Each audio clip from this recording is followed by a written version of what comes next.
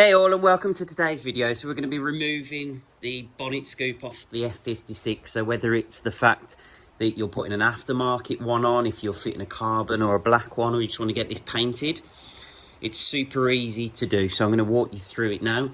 So from memory, I think all you need is literally like a plastic trim removal tool and a Torx T20 bit. So let's lift the bonnet up and get straight to removing it.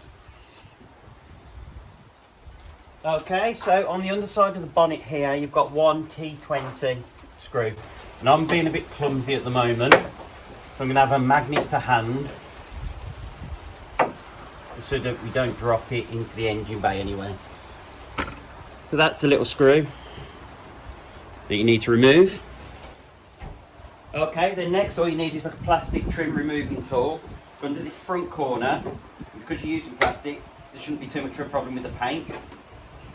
All we need to do, it's a little bit stiff, I don't know if this has ever been off, or what we can do is grab another one.